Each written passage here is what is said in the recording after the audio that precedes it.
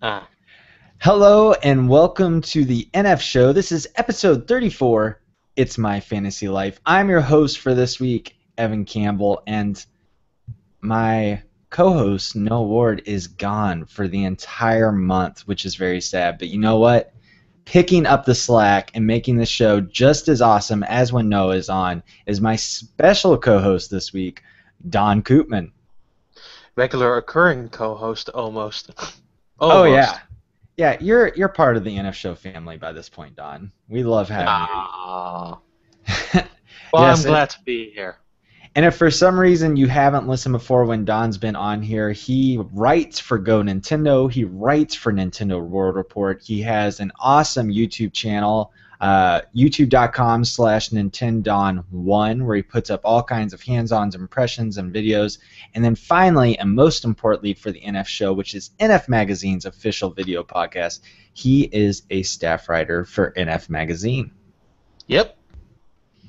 So the best thing about having Don on this week is he's going to bring in a lot of content to talk about. He has hands-on impressions with Bayonetta 2 and Fantasy Life, and I'll be honest, I can't wait to hear more about Fantasy Life. That is going to be great to hear about because it just comes out in a few weeks, and I can't wait. And what I also can't wait to delve into deeper is your wonderful feedback from last week. We had so much news to talk about. You guys had so many thoughts and comments, so we'll definitely talk about those. So you ready to get into the show, Don? Absolutely. Sweet. Well, one more thing before we get started. Just a reminder that NF Magazine could get another double, or actually it'd be its second poster, but its first double-sided poster, and it'd be for Super Smash Brothers if the magazine can get 100 or more new subscribers by the end of this month, September. There are directions on the NF Magazine Kickstarter page as well as nfmagazine.com. It would come with issue number 12, and there's a special sales on subscription and everything going on for the later half of for year 2 of NF Magazine. So be sure to tell your friends, get the word out, because I don't know about you, Don, but it'd be really sweet to get that double-sided poster. It would just be sweet to get some new people to write for. Definitely expand this family even more. But with that, Yep. we're gonna get into what we're playing. And I guess I'll go ahead and start because what's going to be the most exciting part is Don's, and I know that I just couldn't live up to what he's playing and what he's talking about, and my impressions are going to be pretty short. I am Yeah, go ahead. still putting in time with Professor Layton and the Azran Legacy. I actually started this back up in February. I don't know if we've talked about it before, Don, but No. have you played the Azran Legacy or finished it? I reviewed it when it came out in Europe for Nintendo World Report, and it was a few months before America, so yes, I definitely played it. Okay, so I'm guessing you're probably a Professor Layton fan, or at least I'm hoping you are, because I'm a Oh, huge yeah, fan. yeah, yeah. Yeah, Yeah, I'm definitely. yeah. The Top Hat Professor is amazing, but I'm finding myself struggling to get through the sixth game, and it's not because of lack of polish or content or anything like that. I feel like I've been through all of this so many times that I'm really getting franchise fatigue with Professor Layton, unfortunately. Yeah, I definitely can see where you're coming from. For me, the problem, I gave it an 8 out of 10 when it came out. My problem with Azran Legacy a bit is that the way that how to shape up the puzzles, some of them don't feel out of bounds or directly tied to exactly with the game, like as much as the other games as much. But I do like that story in Azran Legacy a lot. Yeah, I'm about 7 hours in, and I've just gotten to where it's opened up, and I'll be a spoiler free. I don't think I'm going to be ruining anything, but it kind of opens up where you can visit all these different towns and go wherever you want through this Yeah. airship, which is really cool. So it's feeling a little more open-ended and less linear than previous games, and not that that was ever really a problem for me with previous Professor Layton titles, but I thought that that was a really cool and interesting idea to just give you a little more direct control on how you take the story, even though it's obviously going to all tie into one conclusion at the end. Yeah. So I agree with you. I think the puzzles aren't really tied into the story that well with this one. I hadn't really thought about it until you brought that up. It's an interesting thing because I played through that game in a couple of sittings because I had to do it in like a week and a half. So of course you rush it. Oh yeah. But then the last couple of games come up and you're gonna replay some of those puzzles and you're like, huh, those are a bit of a stretch to tie that into the story, or these don't really tie into the story at all. Usually they are very good about that stuff. What happened? And you kind of go think about that, and some of the puzzles also. It focuses a bit more on the logical side of things. You really need to think logical in the puzzles in this one. So it doesn't go as deep as I would like, but like for the rest of the game, I still think it's a very gorgeous looking game. Like with every single level 5 game, they do a fantastic job with that. Oh yeah. So I'm not saying it's a bad game, far from it, but it's just like there are things about it that don't exactly like come together as well as you would expect.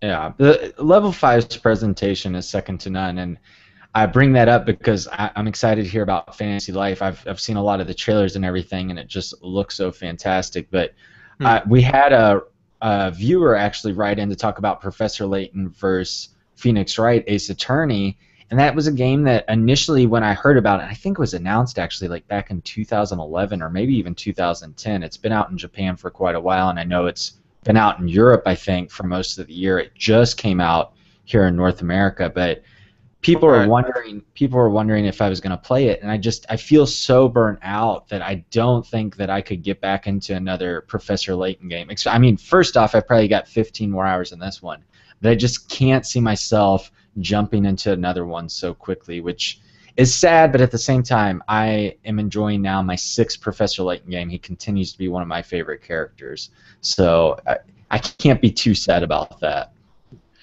I personally feel that the story and everything in like Professor Layton vs. Phoenix Wright is slightly stronger than in Azran Legacy. Though that game is also, again, it's also really good, but I just think the slight edge goes to Professor Layton vs. Phoenix Wright.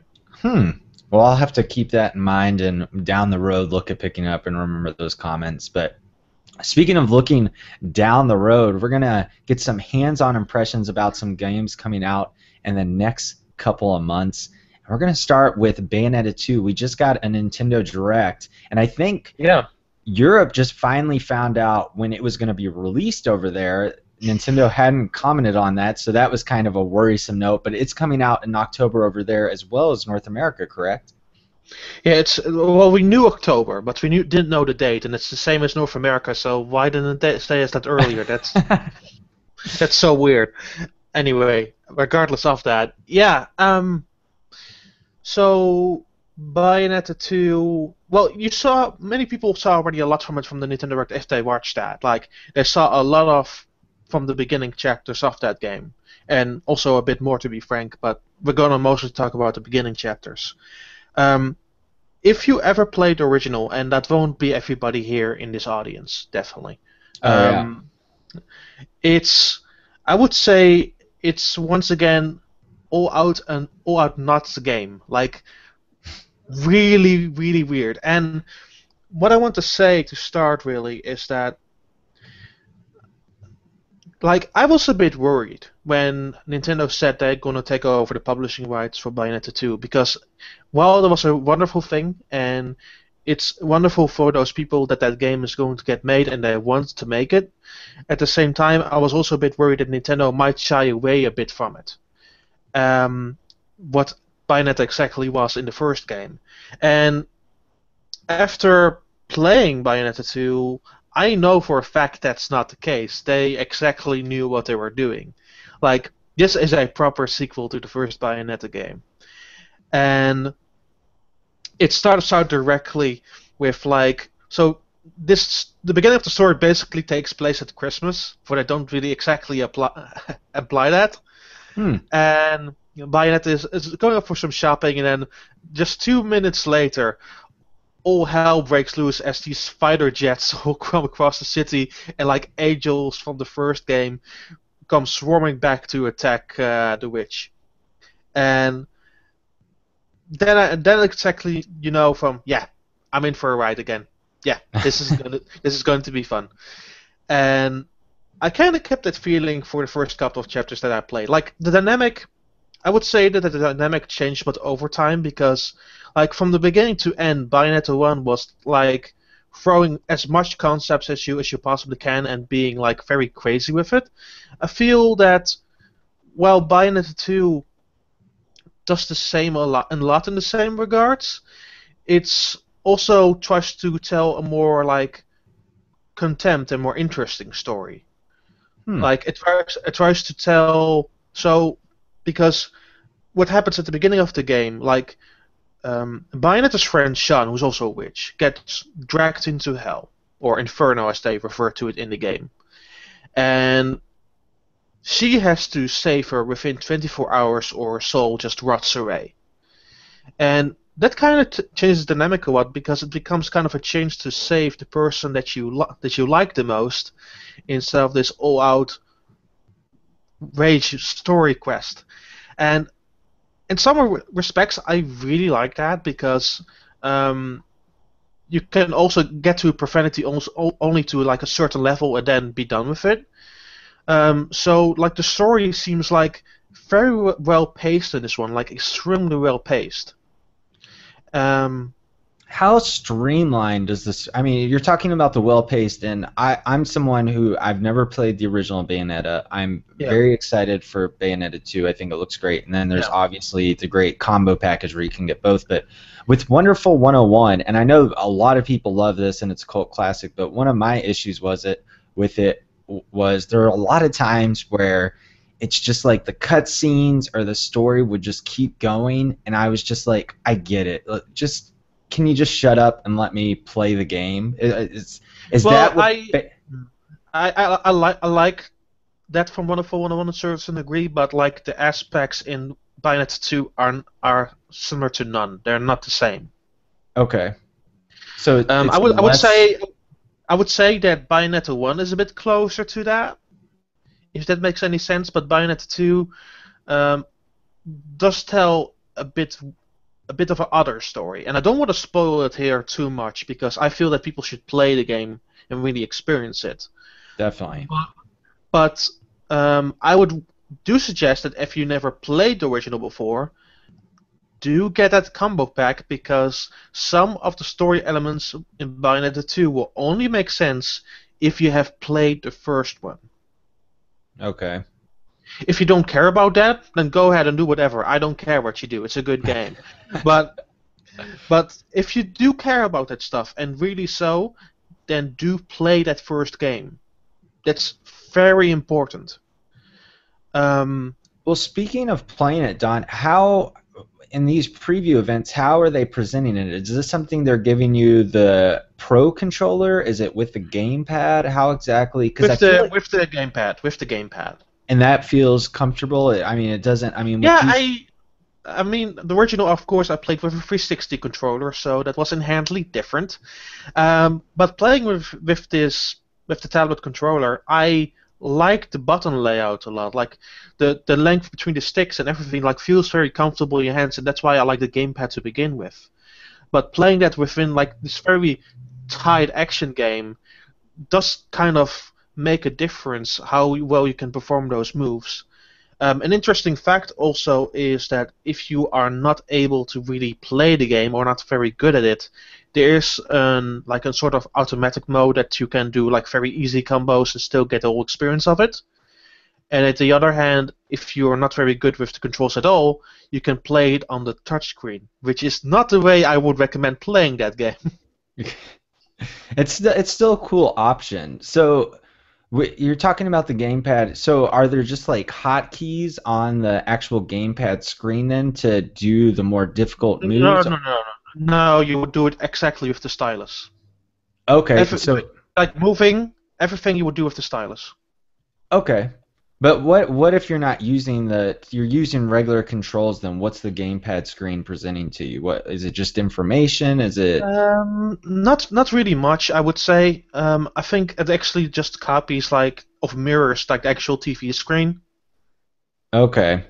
And the only quick function it has is that if you decide to put the audio of the gamepad on, it will turn the audio of the television off, like in an instant. Hmm. Okay. That's interesting. Well, you. What about there's co-op, right? And they've talked a little bit about online co-op. Is there couch co-op? I mean, can you talk about these at all from your hands-on time? So this co-op, or I would say it's a mix between a co-op and a competitive mode. It's called Tag Climax, and what Tag Climax allows you to do is play against the computer or online. You can't play it locally in this one. Okay, so Like, there's no like like Hyrule Warriors where someone's holding the gamepad and one person's playing on the TV. It's an online only experience. it's an online or versus computer only, yeah. Okay. Like like straight up, you can't play it locally, which I found a bit of a huge disappointment because I love local co-op. It's one of my favorite things. So I'm now the one who's pissed off right now. Think how you like them apples. How the But tables have turned. yes, but that's not important right now. What's important is talking about that mode. So I would say the tech climax can be described as you will play through various missions and bet your halos, which are the in-game currency of that game, and how more halos you bet, how difficult it becomes. It's kind of like a Kid Icarus scenario in that sense. Kid Icarus Uprising. um, but combining the bets with your skills in the game, you can rank yourself like a lot of halos, and that will grant you access to the shop where you can buy new weapons, new outfits, and what have you. So that becomes kind of important to rank as much halos up as you can. And like Tech Climax is such a great mode for that. But the most important thing is how it plays. Like I just said a few moments ago that I would consider like Tech Climax both competitive and co-op. And I mean competitive is in the sense that you both work towards the same goal, but you try to rank up more points than the other person and try to overcome it and earn halos that way. Co-op because you need to work together to survive. If one of you dies and you don't revive him or her within the first 15 seconds, it's both game over for both of you. I like that idea. It's making sure both of you are actively participating. Yeah. So you cannot easily win with just letting the other person being wiped out. You need to work together and be competitive at the same time.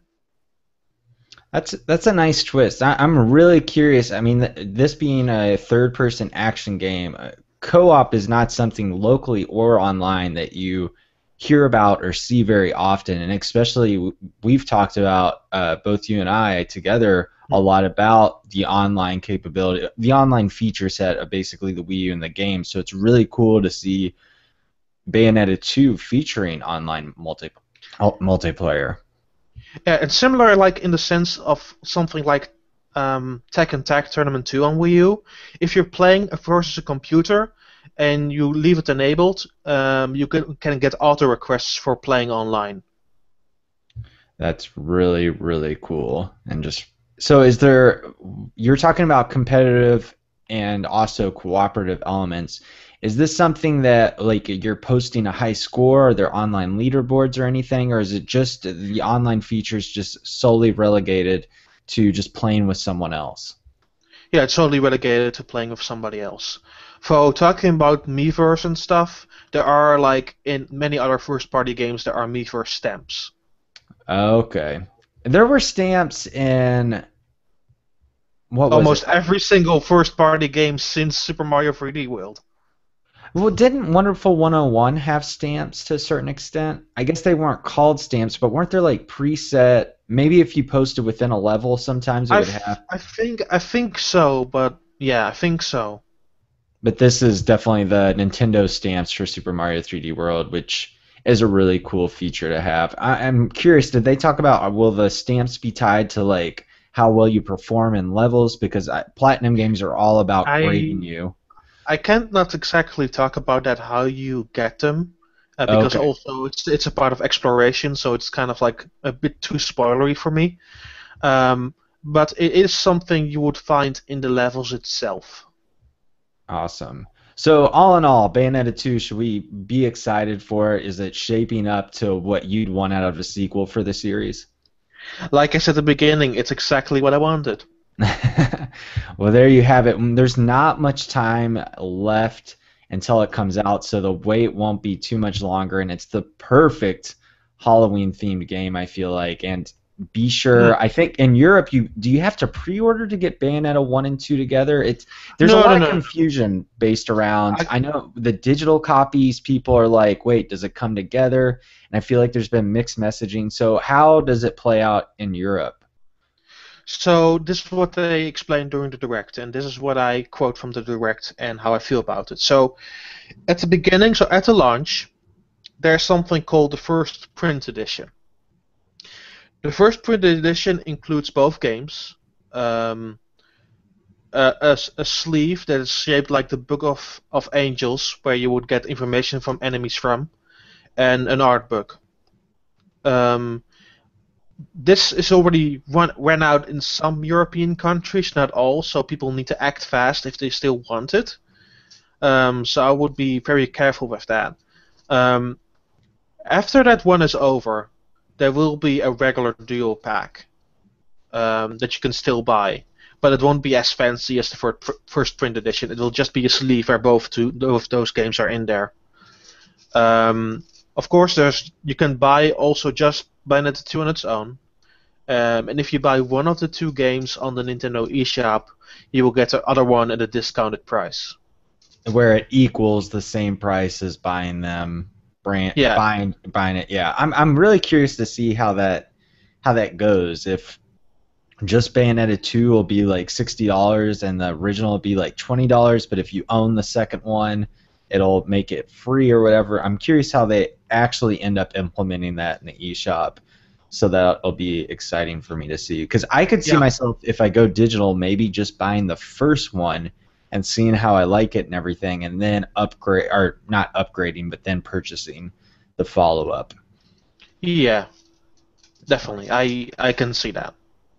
Well, one game that basically, Don, I am going to download right away when it hits midnight that night is Fantasy Life for the 3DS. I haven't gotten any hands on time with it, but I'm a huge Level 5 fan. We were just talking about Professor Layton, and Yeah.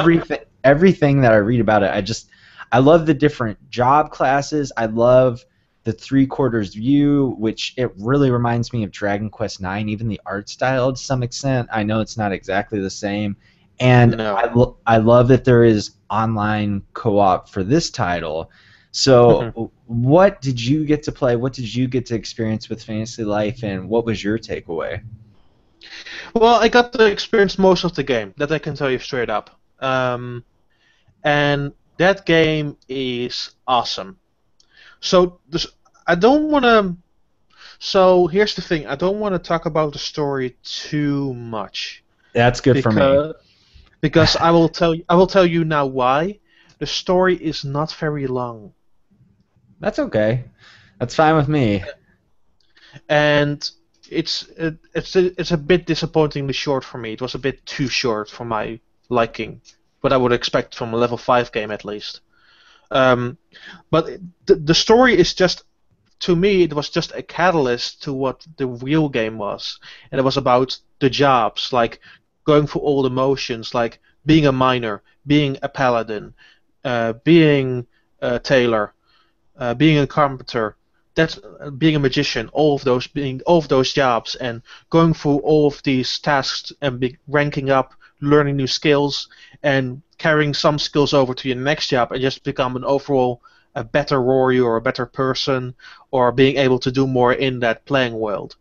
And those things will be important if you're going to play online or play locally with people, because having those options to you available just gives you so much more freedom in that world and just more things to explore. And you might be limited to it in some regards if you just focus on that one single job. So you won't be able to enjoy the game as much in the same regards.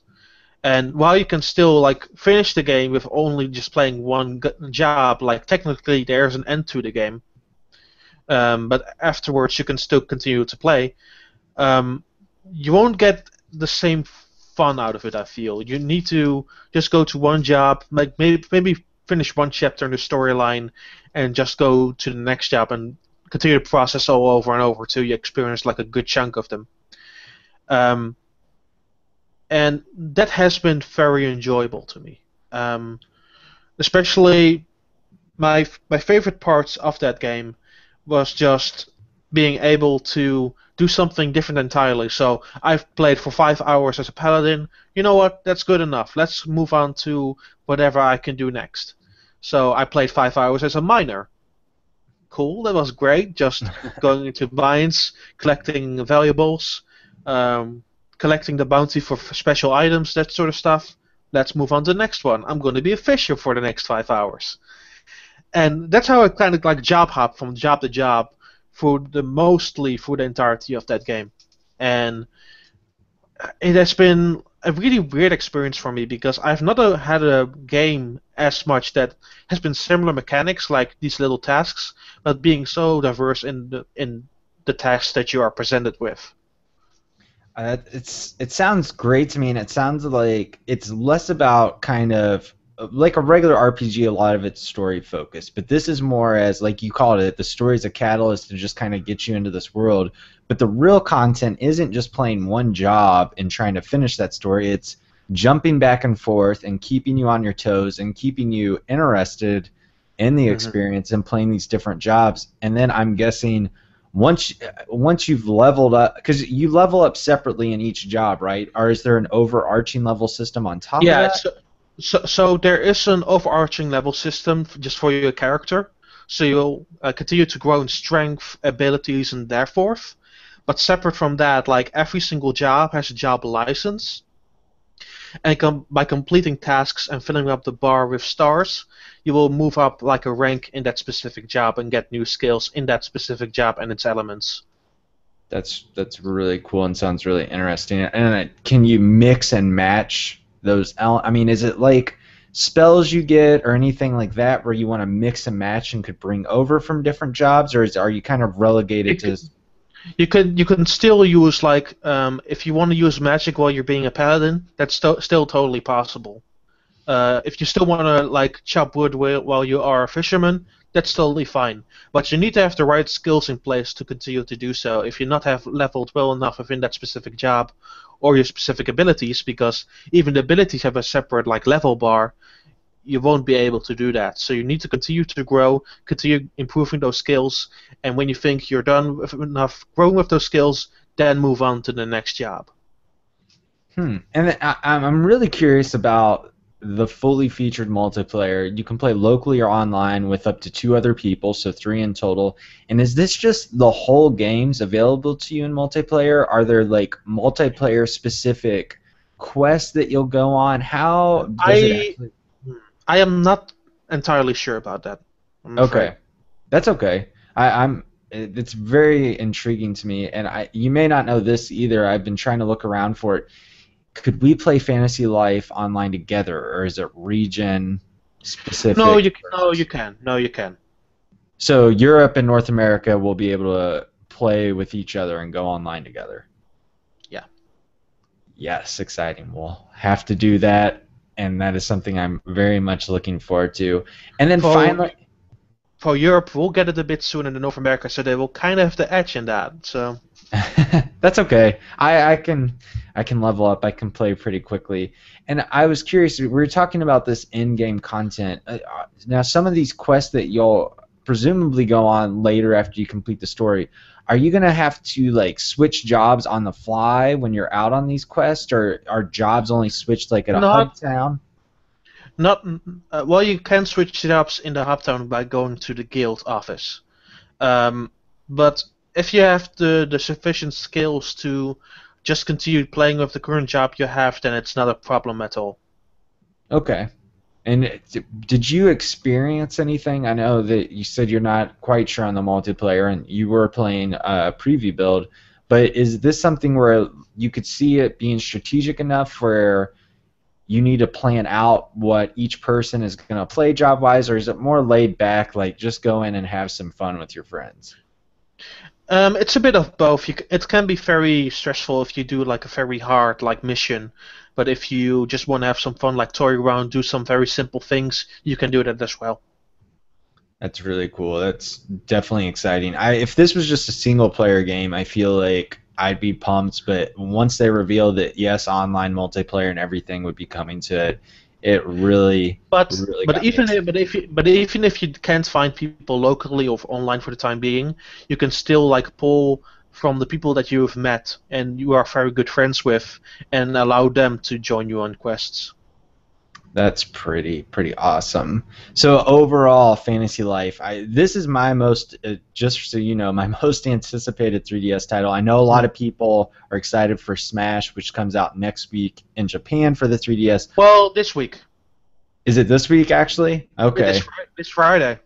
Wow, this Friday in Japan. It'll be a couple more weeks for Europe and North America. But I'm someone who I doubt I'm going to get the 3DS version. I want the Wii U version. I'm all about the big screen. I want those graphics. I want to play on. I know you can play online on the 3DS, but I want the full experience. And I feel like 3DS. I'm kindly weirdly the opposite. I'm more excited for the 3DS one.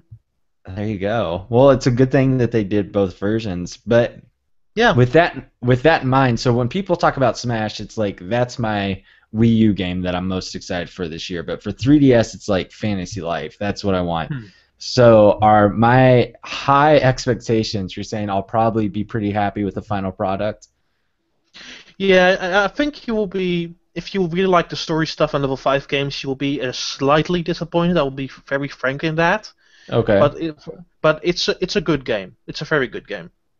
Well, that's really cool to hear. I think it's September 24th here in North America. Do you know what the date is for Europe? Mm, no, you guys get it in October, I think. Fantasy?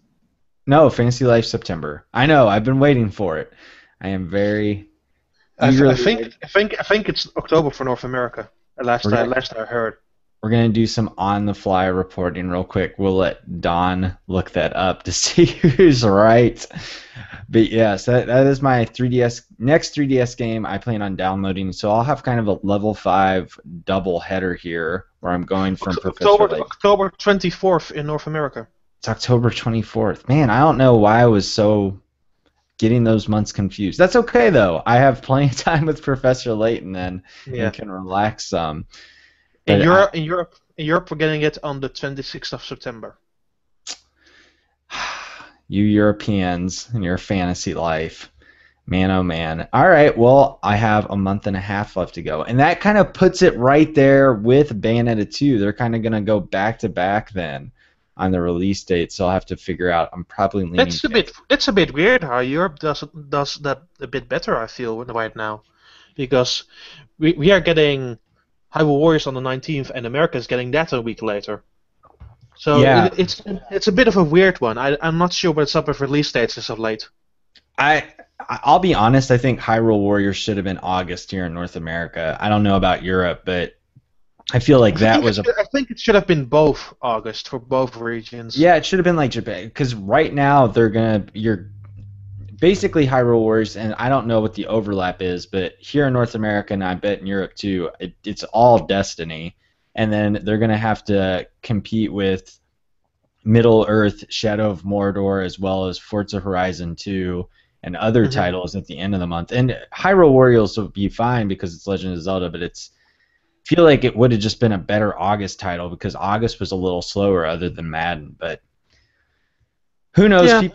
People will be excited, and that comes out, and I'm sure we'll have more impressions here on the NF show. But with that, I want to thank you so much, Don, for talking about Bayonetta 2 and Fantasy Life, two games that we can look forward to in the next couple of Hmm. months. Europeans get Fantasy Life a little sooner, if you can't tell them. A Hmm. little.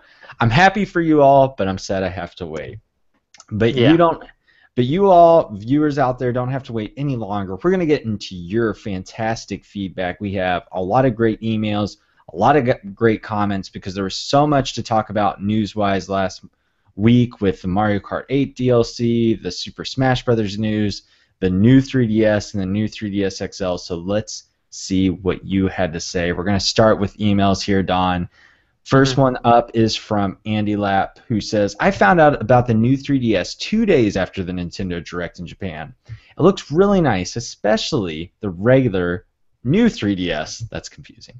I'm not sure if I will like the C-Stick because of how it would feel using it. Not the positioning necessarily, but pushing the nub left, right, up, and down. I hope it will feel like an analog stick. I also like the customization options with the new cover plates and the themes. I'm really looking forward to the themes coming in October. Now it's the Wii U's turn for themes. The name, though, oh my gosh, I think it's worse than the Wii U. Imagine the commercial saying, introducing the new Nintendo 3DS. I hope Nintendo of America will be able to change it to something way better than that. Nintendo 3DS 2 or something like that. I'm probably not going to buy it, though, because my 3DS XL is still new. I just hope that Nintendo doesn't make more exclusives that I'll have to buy the new console. Moving on, I bought both of the Mario Kart 8 DLC packs right when it was announced. I mean, you finally get Legend of Zelda and Animal Crossing, new carts, and 16 new courses. That's a no-brainer. I'm really excited for this to come to Mario Kart 8. Okay, so I'm going to break this down bit by bit, Andy Lapp. So the C-Stick, I'm not sure either. I mean, many people in the last week have complained that the location of that C-Stick is terrible. And I say it is perfect because it's just above the face buttons, so you can quickly switch between the two. But how it feels, I'm not sure yet. I mean, the thing is out in October. I've not seen impressions for it, even though like some Japanese outlets got to play with it for a couple of hours. They have not really discussed the C-Stick, so I'm not really sure what to expect from that. So it will be a Tokyo Game Show, so possibly people who go there and play Monster Hunter will have a better idea for how that thing works. And one of those people could in fact be Noah, who is going to Tokyo Game Show, and I told him that he needs to wait in line to play Monster. He's not a Monster Hunter fan. I don't even know if he's played anything other than the Monster Hunter 3 demo for the Wii. But I was like, I don't care how long the lines are. You have to get us some hands-on impressions with the new 3DS, and for me especially, Monster Hunter 4 Ultimate. Yeah, well, Monster Hunter 4 is already a good game. I played that for 25 hours or something. So you don't need to worry about that. I think it's a better game than 3, if I'm being really frank. The customization options, totally agree. I love those customization options. I definitely like those faceplates. Still can't pre-order them for some reason, but I will pre-order a bunch of them when they become available to do so. The name, I'm a bit 50-50 on that. I don't think it's the worst name ever. I mean, Ryu was a pretty bad name, all things considered. I think it's actually kind of smart to say new 3DS because it's immediately something on face value. But on the other hand, people are a bit less smart. Will not sure what to think of it. So I'm a bit half on that, but it's not the worst name ever. I feel there have been way worse names. And about the Mario Kart DLC packs, I'm excited too. That's the only thing. Yeah, definitely. The C-Stick will be curious. Nintendo, for the most part, knows controllers and knows handhelds and everything. I mean, I guess as much criticism as the Frankenstick got. Now, I didn't use the Frankenstick. I guess it was like the Circle Pad Pro. Yeah. Mm-hmm. The naming conventions on the controllers are not good, though. I always get confused. The Pro controller, the Classic controller Pro, the Circle Pad Pro. Yeah. So I never played with the Circle Pad Pro XL, but I did play with the Circle Pad Pro when I played Resident Evil Revelations, and it is horrible as it looked. I thought it was actually super comfortable and worked really well. So I'm someone who will give Nintendo the benefit of the doubt. I'm worried too more about not the positioning so much. I'm with you, Daan. I think that the position will work out. I'm a little more worried just how that nub feels and what kind of range of motion you'll get, because especially when you're using a right stick as kind of a camera control device, you want it to be really smooth. You don't want to be making these like really jaggy type movements. But so Monster Hunter 4 Ultimate, which I'm guessing the new 3DS comes out with that game in Europe and North America early next year, but hopefully Noah can get some hands-on and tell us how that feels, because I know that he's very skeptical of that nub-like feature as well. Yeah, and going back to exclusives, I will possibly have some bad news for you because that CPU is way better. They're going to use that CPU regardless of what you think of it. You They think didn't. so? They haven't. When I said I wasn't really sure about the new 3DS, I never imagined that they would put a new CPU in that thing.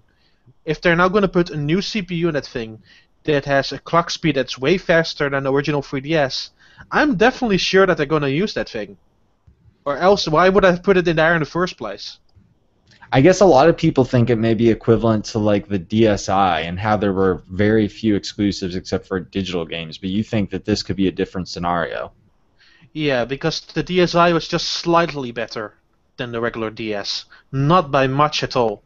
The only features that made a difference were the camera, which was utilized at all. And that was a bit better used with the 3DS, so it was a bit like a step up, but mostly because they wanted to show more showcases for the 3D feature. Um, but seeing like this like way better improved CPU, I think we'll see games. And I don't know how sure how many, but we'll definitely see a number of them. Yeah, it'll be really interesting to see Nintendo's next move and what other games could be exclusive to the new 3DS, and if we'll see even more announced for it once the North America and Europe launches come for the new handheld. Our next email is from Ter, who says the new Nintendo 3DS is incredibly depressing to me. Of course I'll get it. How can I not? But it's not. But it's down the line, sadly. PlayStation 4 and Wii U need to come before it because of other games. I never finished Xenoblade Chronicles on the Wii because the graphics were pretty awful, and it aggravated me that the amazing story and gameplay was kicked around by terrible graphics. The new C-Stick looks awful and misplaced on the new 3DS, and what a stupid name as well. Anyway, much like a lot of people, I'm just bitter that it is so soon in coming out, this new and improved 3DS. I'm not exactly bitter that it's coming soon. I mean, it's 2 years after the 3DS XL. I'm a bit bitter for the people who bought the 2DS though, because the 2DS, it was just a little sidestep, but it's like it was a sad sidestep. I feel, I even though it was pretty comfy in your hands, but that aside. I wonder how Um, bitter people are going to be, though, if this comes out in February or November in Europe and North America. How many people that bought these for Christmas, 3DS XLs and 2DS, are going to be upset when Nintendo come January is like, oh, here in 2 months we've got the new 3DS with an exclusive game and this, that. I'm really curious to see how Nintendo of Europe and Nintendo of America kind of position this whole thing, because I think you could end up really ticking off. Probably it'd be more parents. I think a lot of people that would buy it for themselves would probably research a little bit, but not everyone researches everything right. like we do. I think you could really tick off a lot of consumers Oh having yeah, having something new come out, presumably right after the holiday season or a couple of months afterward. I think that in that regard it will be kind of terrible for Nintendo, but we'll have to see about that. Going to Xenoblade Chronicles, I didn't think the graphics were exactly awful. I think they did well for what the Wii could do. And Yeah, like it feels dated in 2014 without a doubt, but the world they created is still like very engaging.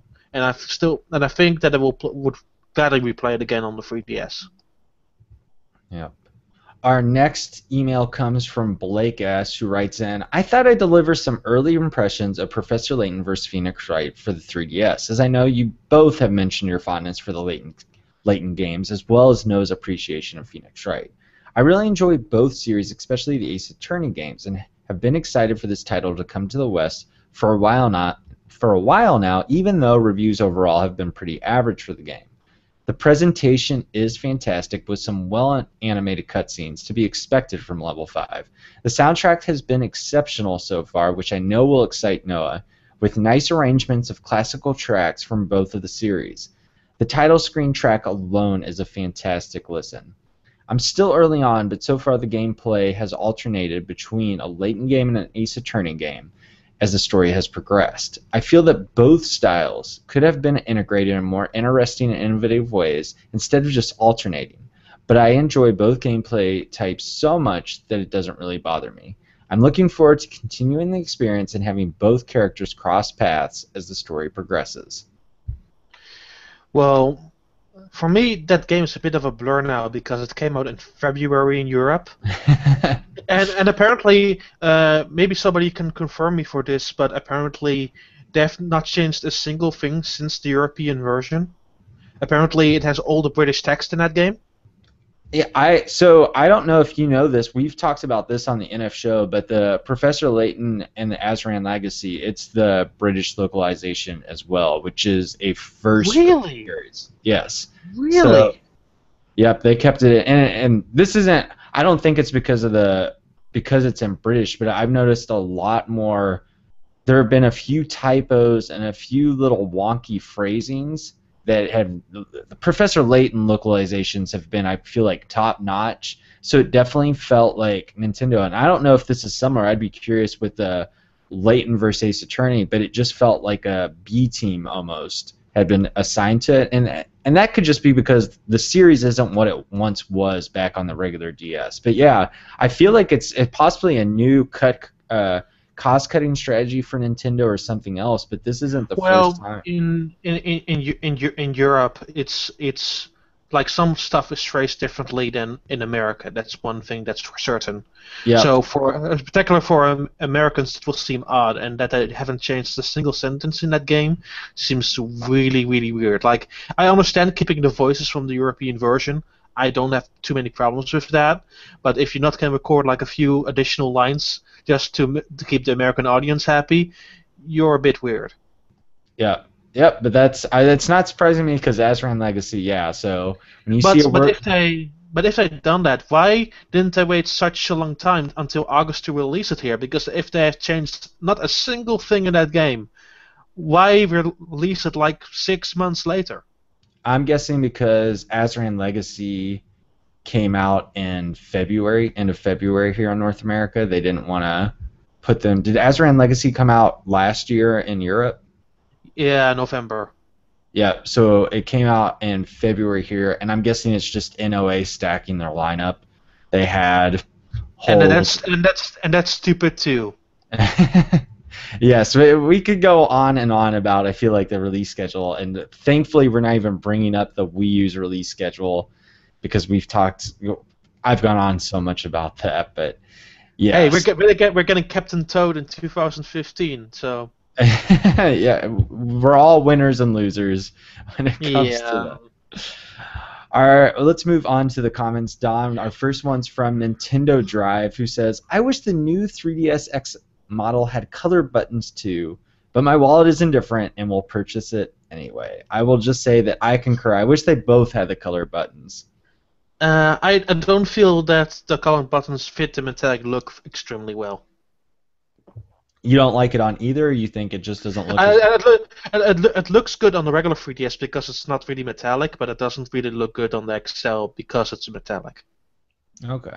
I can see that too. And the color buttons they're a little more playful and can kind of go with the different cover plates, while, like you said, the 3DS XL just has the more monochrome type look, one color so far. Yeah. Well, our next comment comes from Kasaki Project, who says, don't get me wrong, I want more new games, but I've wanted Mario Kart to be Super Smash Bros. Kart for a while. I really am looking forward to Mario Kart 9 on whatever system is next now. I also enjoy the Mercedes karts because they are so out of place. It's just fun to troll. Baby Rosalina and Mercedes is my troll of choice. And Daan, you're like Noah. Noah does not like Mercedes in his Mario Kart. I'm pretty indifferent. I don't like Baby Rosalina mixed with a Mercedes. I'm all about that Kasaki Project. I think it's hilarious.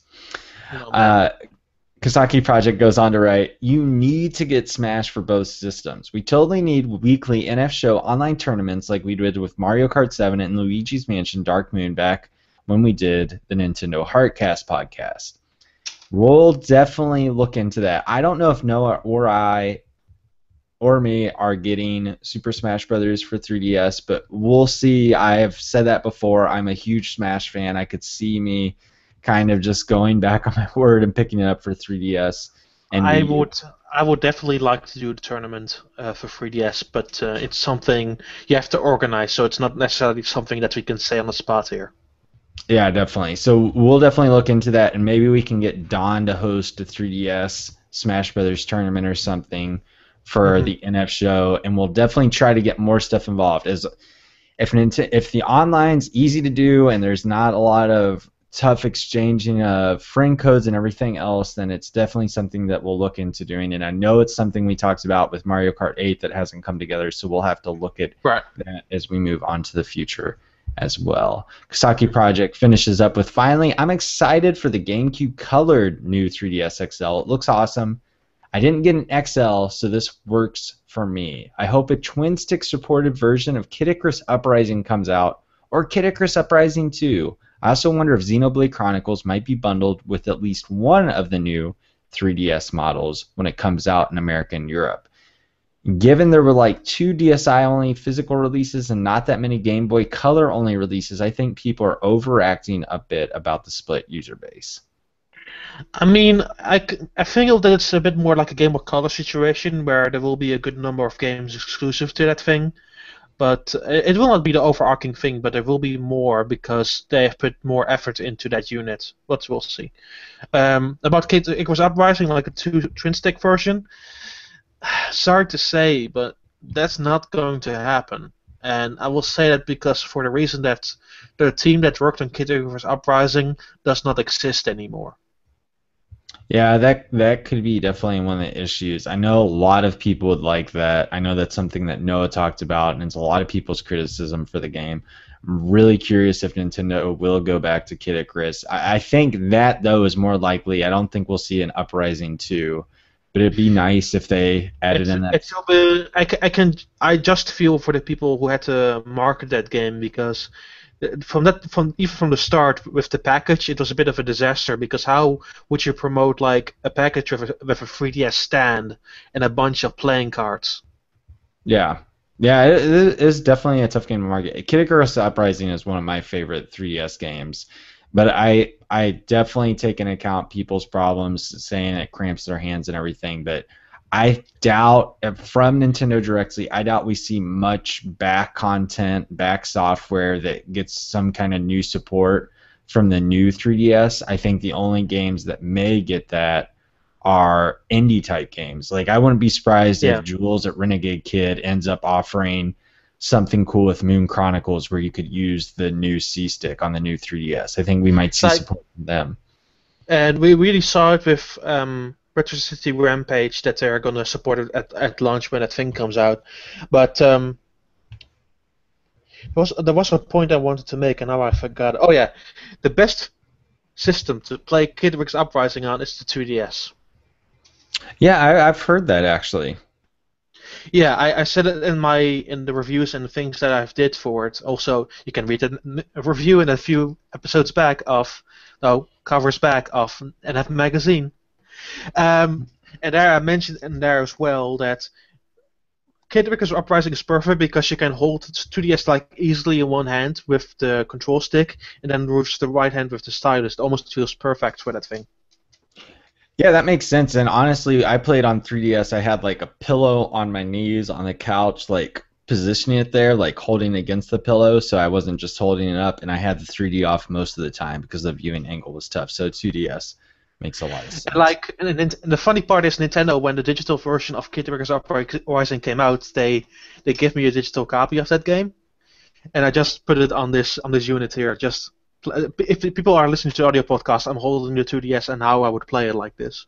And it was perfect because like holding that 2DS with the hand is like the thing it's made for. Like playing touchscreen based games on the go is perfect for the 2DS. Yeah, I would be. I'm someone who thinks the 2DS is really cool and it's a cheap price and everything, but knowing that I can't have my account on two systems keeps me away from purchasing another handheld, because I feel like that'd be great just for traveling and stuff, like just to have that little thing that I'm not as worried about that can just throw it into a bag or whatever. But that is another conversation for another day. Let's move on to Absolutely. for Zombie Assassin's comment, who said, in my opinion, it would be somewhat of a smart move to just upgrade the 3DS every time there's a new cycle of generations. If done right, this could be something profitable. There wouldn't be a need for backward compatibility because it would play all the 3DS games, wouldn't it? So I think what Zombie Assassin's saying is kind of like the iPhone approach, where you're kind of just every time you do like a new version, you're upping the computer, maybe new screen resolution and stuff, but it's backward compatible with all the other software. Well, that's a bit tricky with the 3DS. If they would do another resolution than current 3DS games, it wouldn't be compatible. Well, if you double the resolution, wouldn't it be okay? If you just It it, outright. it, it, it would be to some degree, but you would also lose some features in the process. Hmm. Okay. Well, yeah, I'm curious to see. Nintendo, this is going to be next. Basically, they've released a new version of whatever handheld for, I think, 6 years running now. You got 2009, 10, 11, 12, 13, 14. 5 years running. No, 6 years running. I don't. I was Yeah. on two hands. That's terrible counting right there. But yeah, 6 years running. They're definitely following the Apple model of a new hardware model, but like you said, Zombie Assassin, this is the first time that we've seen a significant increase under the hood. So it'll be curious to see how long they could possibly do this and Yeah. where they will just kind of merge them. But I think we're gonna see, a hybrid system in 2016 that's gonna replace the 3DS and the Wii U. I don't think we'll see like a replacement of the new 3DS that soon yet, but what I will say is we have to also make the assessment that Japan never got a 2DS. So this is the first new version they got in roughly 2 years and 3 months. Yep.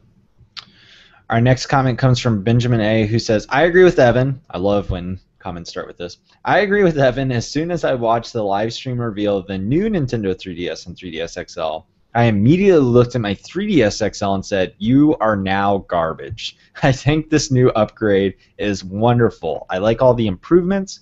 As someone who really enjoys Miiverse and uses it often, I can't wait to have a better experience on this console. I am a little annoyed that it isn't coming sooner to the United States, but then again, the next few months I have many games I will be purchasing for 3DS and Wii U, including Super Smash Bros. Twice, so my wallet can wait a little longer. Changing subject though, Mario Kart 8 DLC. What franchise would you like to see represented that has not been announced yet in Mario Kart 8? For me, Pikmin. I do not need a character, but at least a course would make me very happy. So what do you say, Dom? What franchise would you like to see represented in Mario Kart 8? Kirby. Makes a lot of sense. And you could have some really cool callbacks, I feel like, to the Kirby Air Ride games as well with Yeah, that. that's why I'm thinking it, because I was looking at my copy of Kirby Air Ride. Yeah, I mean, F-Zero and Excite Bike are both, they're going to be represented too. I'm trying to think of what I would like. Animal Crossing, I think, is perfect. I'm really excited to race as Isabelle. Yeah. I don't feel like Fire Emblem makes much sense in the Mario Kart universe. No. I Metroid think doesn't make sense either, so. I think Star Fox would be really cool now that I think about it. I feel like Slippy would be such an annoying character to put in the game, but hilarious at the same time, and having kind of like an R-Wing type, or like the old tank from Super Star Fox 64. I think Star Fox would be really cool, especially since we haven't had a new game in that series for so long. Well, we're getting one next year. Yeah, that's true. I still don't believe that whatsoever, but we'll see. We'll see about that Star Fox in 2015. You can write it down, though, that I don't think we'll see any Star Fox in 2015. I don't have much hope in any. I do agree that until the point that they fully showed its vaporware. Yeah, though all of those Miyamoto projects, I love Miyamoto. Except for that, the only Miyamoto project that's kind of like getting a bit more showing is Mario Maker. Oh yeah. I don't even include those with the other ones, the Project Well, Robot. Well, it's a project. It's one of the 4 projects that Miyamoto is working on. So Yeah, Mario Maker definitely. We're gonna see that next year. Star yeah, Fox, do not hold your breath, everyone, for 2015. But we'll see. We'll see. Star Fox and Mario Kart 8, there we're talking. Our next comment comes from the 7th Experiment. I'm so excited about the new Mario Kart DLC. I almost couldn't believe it when I first saw the article talking about the amount of new courses in the DLC. I was so happy to see Link as a new character and equally happy to hear about Villager and Isabelle. I can't contain myself when I think about how amazing it will be to drive through Hyrule in Animal Crossing themed courses. I also really agree with what Evan said about having friend lobbies in Mario Kart 8 and being able to join a game with a friend. I'm really hoping they have that for Super Smash Bros. Too. I guess we'll just have to wait and see. I'm also happy to hear about the 3DS themes. I remember seeing a couple of pictures of the themes, and I really like them, and I'm probably going to get the Animal Crossing one as well as the Zelda one. And as a response to your guys' comment to my comment last week, I'm glad to hear you like Phoenix. Noah, I'm glad to hear you like Phoenix Wright as well. I am definitely planning on buying the past Phoenix Wright games, especially the trilogy editions that's coming out later this year. Yeah. Talking a bit about the 3DS themes, because we haven't really talked about that at all. I'm really excited about those. I am super excited to have a theme on my Nintendo 3DS. Like, I'm gonna try to get one on every single one, just to differentiate them just a little bit more. Yeah, we talked about it a little bit last week. I will have to see. I thought the Link Between Worlds one looked really nice. I don't know if I necessarily need my icons or everything to kind of take the similar shape. I wouldn't mind just a background image. So I'm curious to see what options. And then the thing Noah and I were talking about, and we started leaning toward yes, but we're curious to see what kind of third-party type themes Nintendo allows and the theme shop. Well, if there are faceplates for Monster Hunter on the new 3DS, would expect there would be a Monster Hunter theme. That would be pretty cool. So I'll be curious to see what Nintendo offers in the theme shop. And you, like many other 7th Experiment, are excited for the Mario Kart 8 DLC. And once again, heck yeah to Isabelle. I wish Isabelle was a playable fighter. I wish the Animal Crossing DLC would come sooner. Yeah, definitely. I think May is too late. I will say May I feel is too late. So far away. That's what, 8 months? It's crazy. Yeah. Our next comment's from Nintendo Dude GCN. In response to the response to my comment, you bring up a very good point, Evan. I hadn't thought about people feeling a little bitter toward the Super Smash Bros. Soundtrack deal. I definitely see your point there, and what Nintendo Dude GCN is referring to. I think this is in Europe too, but you can correct me, Daan, is if you buy the 3DS and Wii U versions of Super Smash Bros. Here in North America, you will get a free copy of the Super Smash Bros. Soundtrack. That's everywhere, yeah. Okay, that's everywhere. And so for people not understanding, that's not going to push me, and I'm just annoyed that I couldn't buy that on iTunes or Amazon or a CD at a local retailer. So Nintendo Dude GCN goes on, I guess I've just become so used to Nintendo not releasing soundtracks at all that when I hear a soundtrack is coming out in any form, I get excited. Nintendo releasing soundtracks through normal means would be pretty awesome. And I think it's something they really need to start doing. Go ahead, sorry. The thing is that the Pokemon Company does already do this. They release their soundtracks on iTunes and wherever they can to bring it to Pokemon fans everywhere. And in some regards, I wish that Nintendo was a bit more like the Pokemon Company, which they sure definitely aren't. because if they were, they would have released the Miiverse app by now that I promised last year. Or that web version of the Nintendo eShop. Yeah. Yep. Yeah, I think this is somewhere that I do think Nintendo is going to slowly start releasing. I think this is part of when Iwata talked about merchandising Nintendo in different ways. I think we'll start seeing soundtracks because there's no reason not to let people buy your soundtracks instead of people just going onto YouTube and finding the full soundtracks. Why not just let people purchase them? So I think we'll eventually see it. They'll get there, but it is frustrating in the meantime. moving on with Well, Nintendo yeah. Dudes, GCN comment. The Mario Kart 8 DLC was a no-brainer for me. I'm not all too interested in the new characters or vehicles, but 16 new courses is pretty awesome in my book. I thought it was a good deal, and since I tend to race as Shy Guy, the multicolored option is great as well. Mhm. So, Mario Kart 8 DLC, Nintendo hit it out of the park, and it's priced so well. Except for the dates. Except for that May date. Next Yeah. comment comes from Old School's 1990s. I was so excited when Nintendo announced the new 3DS. I have an original launch black 3DS, and I've been looking to My. upgrade to an XL for a year now. I also think it will release in the US by March to help boost overall 3DS sales for the fiscal year. I think all the new features are great. It's going to be hard to wait to get my hands on one. I think Xenoblade Chronicles looks awesome, and I will be picking it up for the new 3DS. And I own it on Wii U as well. It is nice to see Nintendo pushing the Xenoblade franchise. We need more epic RPGs on Nintendo consoles and handhelds. What are some other games, newer remakes, you would like to see the new 3DS treatment? Get the new 3DS treatment, excuse me. I have a few. Dragon Quest X, or any Dragon Quest really, The Legend of Zelda Majora's Mask, and a new Metroid Prime style game. So let's start from the top here. So by March, yes, because here's the thing. I know I'm not sure about America, but I know NOE for a very long time. They have traditionally released hardware, particularly handhelds, when it's not in the holiday season, it's usually March. Mm-hmm. With the 3DS, that was the case. With the DSi XL, that was the case. And they're gonna clearly do it with the new 3DS. I have no doubts about that. The only odd duck of the entire history of Nintendo was the 3DS XL that released during June. That was the only system that released during a very weird period. But that was July actually. Sorry, July. But we'll see. I will definitely think it will be March for the West. No doubt about that. I 100% think that. Yeah.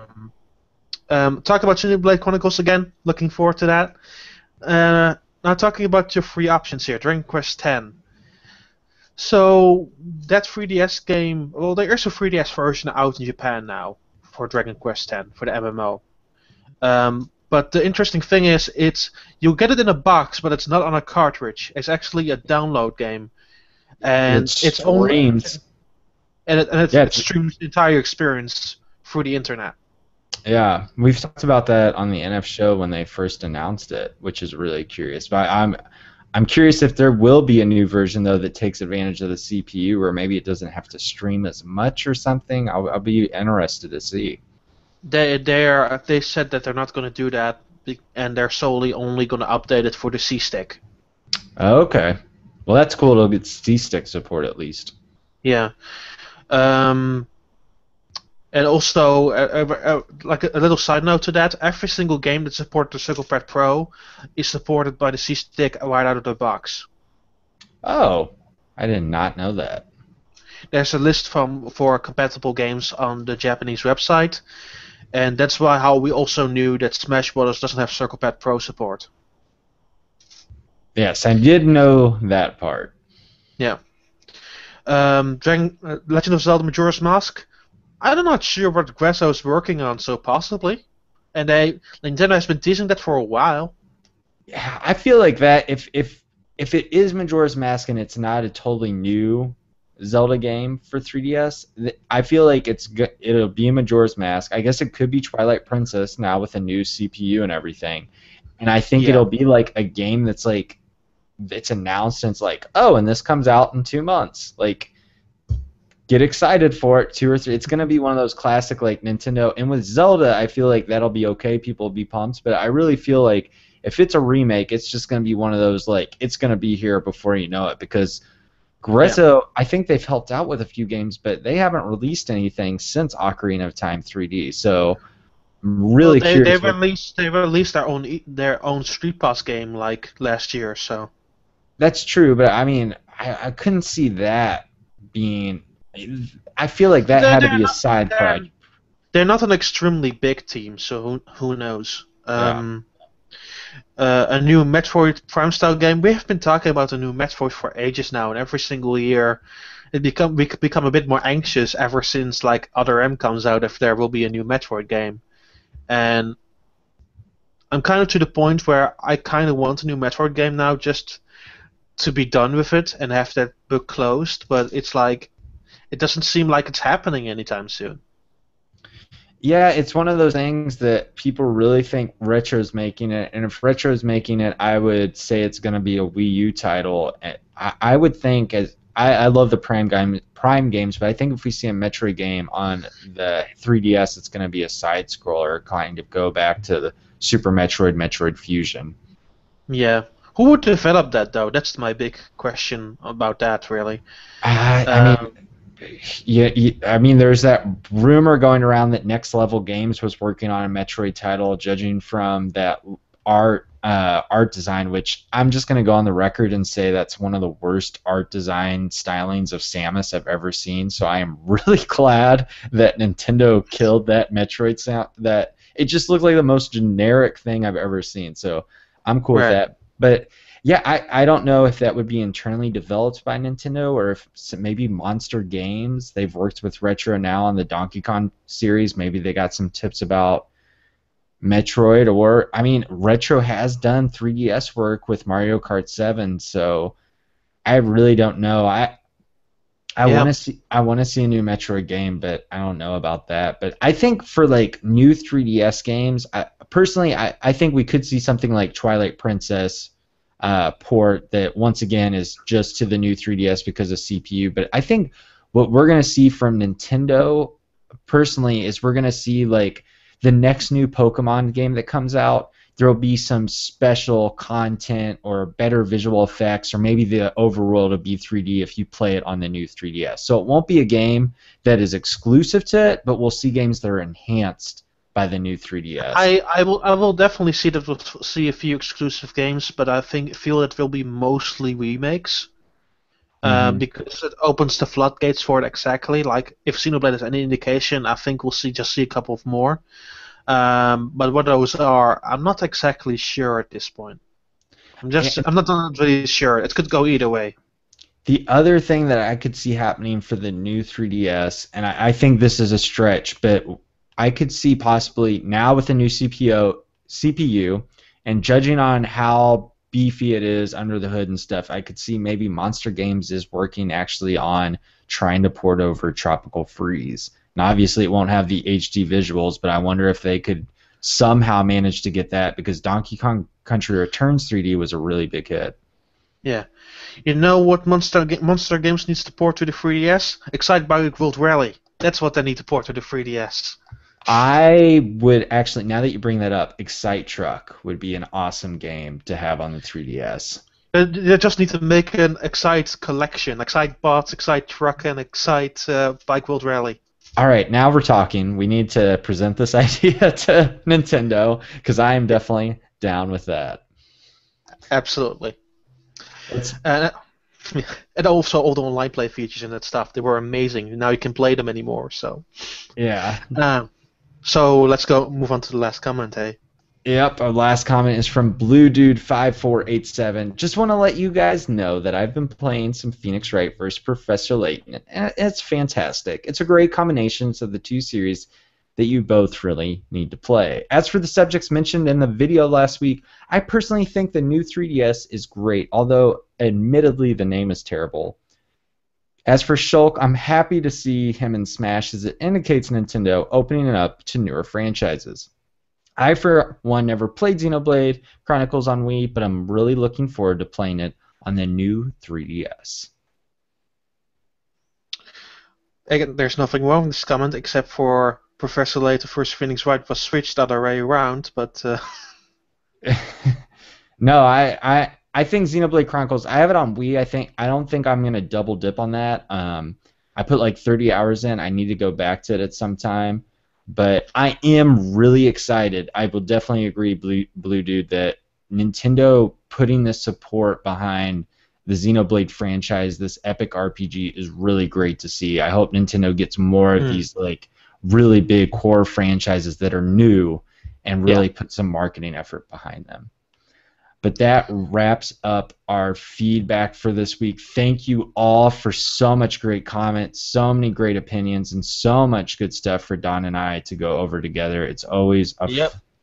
it's always so much fun and a pleasure. And just thanks for joining us for episode 34 of the NF Show. Don't forget, you can subscribe to us on YouTube, and there's also an NF Show playlist where you can go through now all 34 episodes of NF Magazine's official video podcast. And don't forget, if you're on YouTube, you can also find Nintendon1, that's Don's channel, and subscribe to him and watch some cool hands-on videos and other special Nintendo-related content.